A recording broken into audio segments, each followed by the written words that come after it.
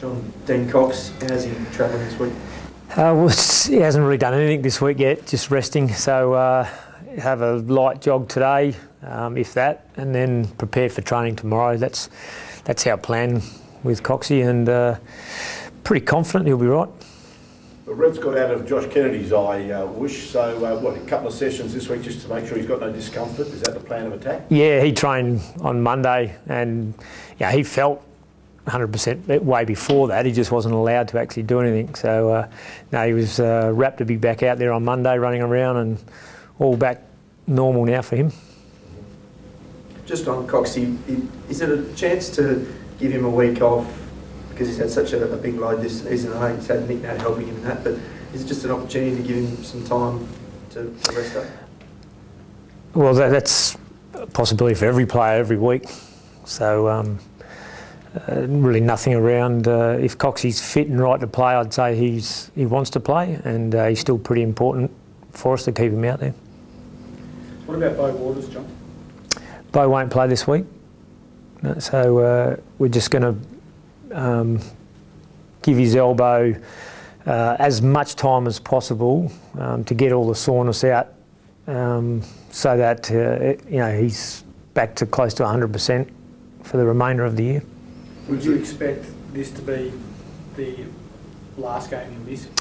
I expect that this is the last game he'll want to miss, and we'll see how his elbow is, because we're just making sure he rests it. We're not really testing it out at the moment. So next week, he's training at the moment, but he's not doing any tackling or anything like that. So next week we'll put him into some more drills that'll test it a bit more, and we'll see how it is. If it looks like it's come a long way, but it might benefit from another week off, we may choose to do that. If it's come a long way and there's no value in having another week off, he'll probably play next week.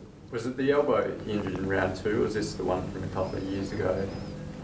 I can't remember, I'm not sure. I've asked of that question about his elbows, which one, and I think it's the one he had this year. So yeah, just coming back. Obviously we push the barrow with coming back from serious injuries. We get them out there playing an intense game way before most people would consider doing any activity like that. So I'm pretty sure it's just that we've tested him out early. Will you have to apply anything differently? Are those areas now weakened, John? Are they vulnerable long term? Don't think so, no. The surgery he's had, as we've seen with the elbow he had reconstructed a couple of years ago, he's having no issues with that. So once, similar with knee reconstructions, most players have a knee reconstruction and then get through the rest of their career without any more issues. So we're confident that that'll be the case. Nick Nat, is he all right? Yeah, he's good. And in terms of your training at the moment, in terms of the load, are you in a heavy or light load sort of heading up to September with a couple of these injuries? Really, yeah, no change in terms of our planning week to week from the start of the year. So we're not changing it to either raise the load or lighten the load over what we would normally be doing week in, week out. John, 4 weeks to go, 2 points out of the top 4. Has it become a bit more of a focus now going into the last month, the chance of really grabbing that double chance? No, it hasn't, because in a month's time we'll know.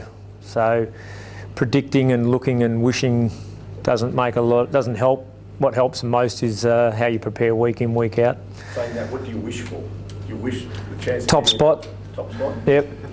Is that possible? Mathematically? Mathematically? Yeah, so basically it's still... Definitely. The focus hasn't changed at all. Have you deliberately tried to coach that way and give that message to your players? Well, it's pretty much the way I coach, about not looking for gimmicks to wind up in any given week, and not really where we want to be a stable, well-prepared and strong performing side. How much extra work did you put into Melbourne last week, given it was their first game under Biden? Did you do some extra research on them in that game? Well, it's hard to do extra research unless you can... well, I don't know how you do extra research other than watching them train and play and assessing what they do. So just our normal thorough preparation. Is Eric McKenzie ready to go this week? And if so, What are you thinking with Mitch Brown after his solid bit out? Yeah, Eric should be right to go. So that does raise the question of does he come straight back in again? And if he does, who misses out? So that's a selection issue that we'll look at. Mitch Brown did well. All the backs have been holding up pretty well, so it's a good position for us to work out what sort of balance we want back there. What's your initial feeling on that? Obviously, Mackenzie's been handed a lot of big jobs this year and he's been groomed as classed as successor. Yeah. Does that mean an automatic recall? Not necessarily. No, we didn't bring Eric straight back in last time. We thought he needed a couple of hit-outs first.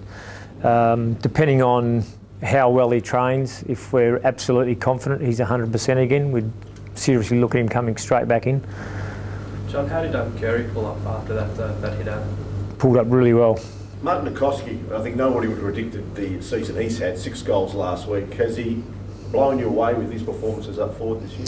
Not blown us away. We picked him and played him there with the view that he could contribute really well to the side, and we think he's done that. If you had have said he'll have a 6-goal haul somewhere throughout the year, I would have said, well, that'll be an outstanding game. We'd be rapt if he can do that. But he's been very consistent throughout the year. What's been the biggest aspect of his game, do you think, at this stage of his career that he's brought to it that's enabled him to do what he's done this year? Well, the role he's played it exactly like we'd expect. He's put good pressure on in our forward line. He's created goals and kicked goals himself, regularly hit the scoreboard, a mature body, and he's held up fitness-wise. John, just on Melbourne, you haven't had a great record against Melbourne over there in the last couple of seasons. Have you gone to about doing anything this week, addressing that poor record in recent years? We sort of addressed that in the pre-season because it's not just against Melbourne that we've had a poor record over the last couple of years. It was really building a team that was able to perform better, and I think we've showed we're a different team this year than we've been over the last couple of years, and that's been more the bigger area rather than just our form against Melbourne.